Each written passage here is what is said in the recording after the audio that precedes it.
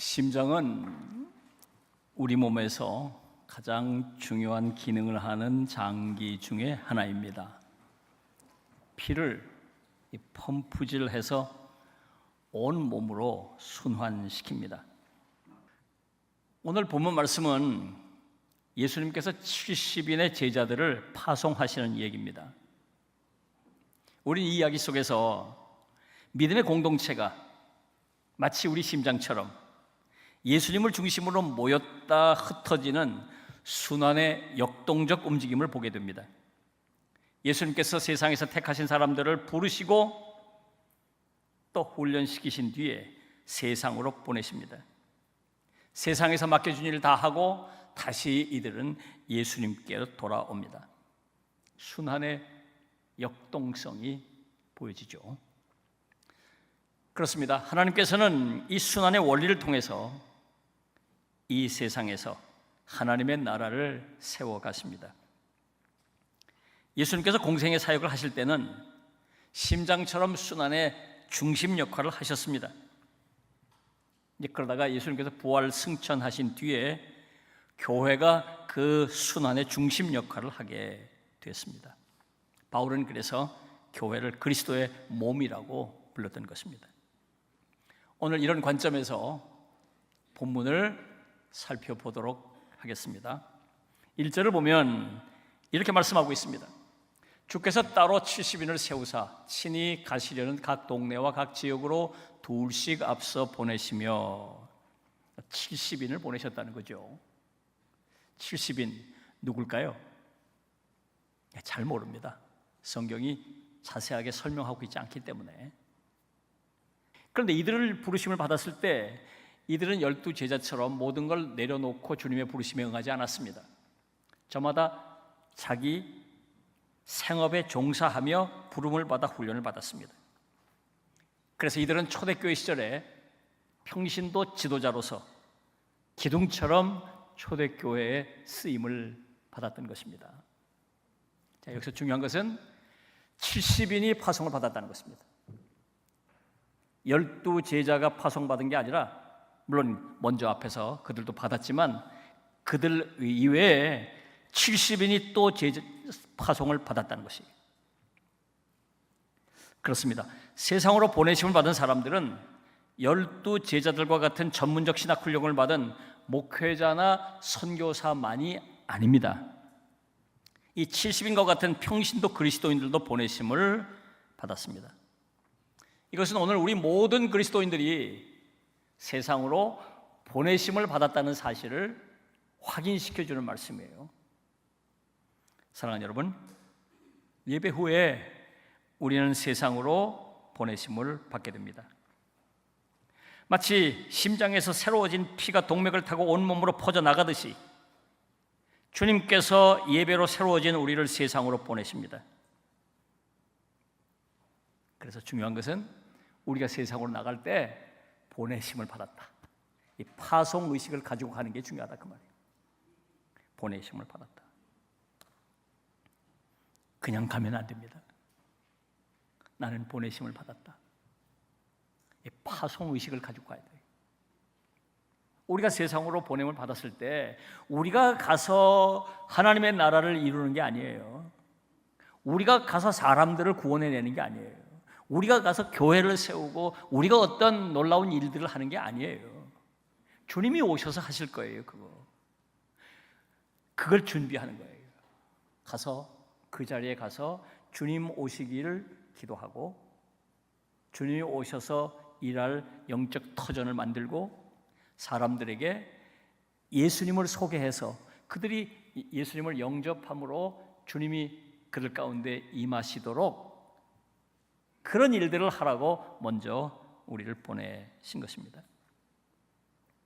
자, 3절을 보면 이런 얘기가 기록되어 있어요.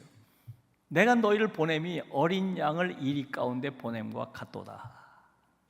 주님께서 70인을 파송하시면서 안타까운 마음이 있으신 거예요. 이들을 보내시면서 내가 마음이 편치가 않다. 왜? 이들이 가는 곳마다 이리 같은 자들이 이들을 물어뜯고 이들을 방해하고 이들을 괴롭히고 이들을 힘들게 할 것을 주님이 아시기 때문에 그래요. 하나는 우리가 양과 같다는 점을 잊지 말아야 한다는 것입니다. 우리가 그들과 싸워 이길 수가 없어요. 세상 사람들은 그리스도인들에 대해 편견을 가지고 있습니다. 자기와 다른 사람들이라는 편견을 가지고 있어요. 자기들이 도저히 받아들일 수 없는 믿음이라는 걸 가지고 산다고 우리를 미워하고 불편해하고 편견을 가지고 있어요.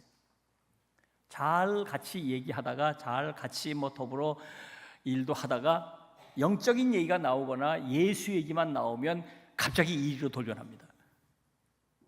화를 내고 멀리하고 공격을 하려고 덤벼듭니다. 그들과 싸우려고 하거나 그들을 설득시키거나 굴복시키려고 한다고 되지 않아요. 그들은 이리와 같다. 우리 양과 같으니까. 그래서 어떻게 될까요? 평안을 빌라고 말씀하고 있어요. 평안을 빌라고. 그들을 축복하고 그들을 평안을 빌고 그러면서 주님이 오시기를 기도하고 주님이 오셔서 역사하기를 기도하고 평안을 빌고 기다려야 합니다. 그러면 주님께서 오셔서 역사하시면서 주님께서 그 일들을 처리하실 거예요. 회개시키고 변화시킬 사람들을 변화시키고 그리고 쫓아낼 사람들은 쫓아내고 양들은 양들대로 보호하시고. 여러분, 우리가 이리 가운데 보냄을 받았지만 우리가 혼자가 아닙니다. 주님께서 함께 하시며 우리를 보호하시고 우리를 통해 역사하십니다. 우리가 이리 가운데 힘이 들지만 잘 견디고 잘 이겨내야 하겠습니다. 자, 9절을 보면 이렇게 말씀합니다. 거기 있는 병자들을 고치고 또 말하기를 하나님의 나라가 너희에게 가까이 왔다 하라. 구체적으로 가서 그럼 뭘 할 건가? 두 가지를 하라고 말씀하고 있습니다. 하나는 병자를 고치라는 거예요. 이 70인들을 보내시면서 먼저 가서 병자를 고치라는 거예요. 또 12명의 사도를 보내실 때도 가서 병자를 고치고 말씀을 전하라고 얘기하고 있어요. 둘 다 공통점이 병자를 고치라는 것입니다. 이 말씀을 잘 읽어야 돼요. 오해하면, 이 말씀을 잘못 오독하면 오늘도 전도하러 가고 선교사로 파송되고 이 세상에 나가서 무조건 병부터 고쳐야 되는 것처럼 생각하기가 쉽죠. 잘 읽어보면 12사도를 보낼 때, 이들을 보낼 때 주님께서 이들에게 병 고치는 특별한 은사를 주셨어요. 오늘은 우리들에게 그런 은사를 주시면서 보내시진 않으세요. 무슨 이유일까요? 왜 그럴까요? 그 당시를 생각해 봐야 돼요. 2000년 전입니다. 그 당시 의료 현실은 오늘하고 비교할 수가 없습니다.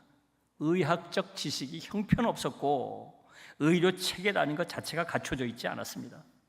질병에 대한 진단과 치료 방법 자체도 미신과 전통을 따르는 경우가 대부분이에요. 병들면 요즘처럼 병원이 있거나 약방이 있는 게 아니잖아요.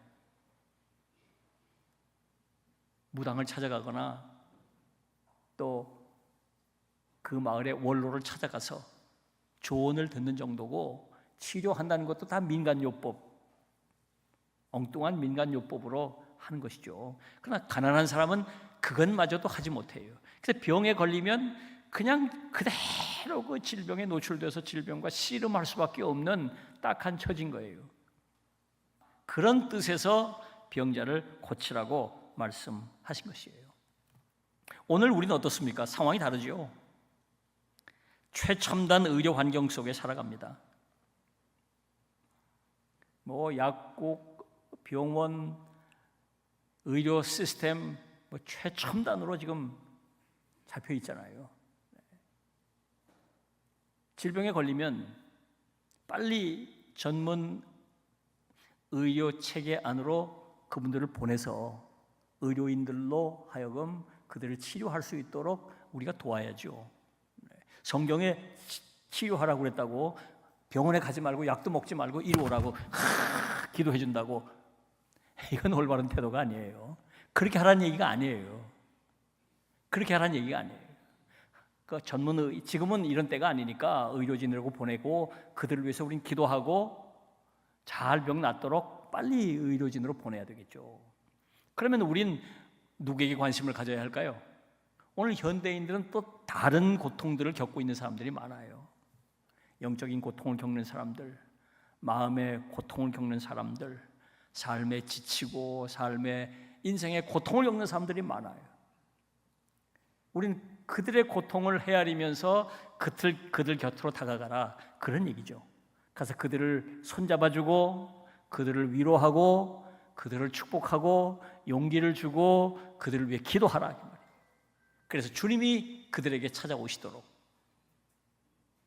그렇게 하라고 말씀하고 있는 것입니다.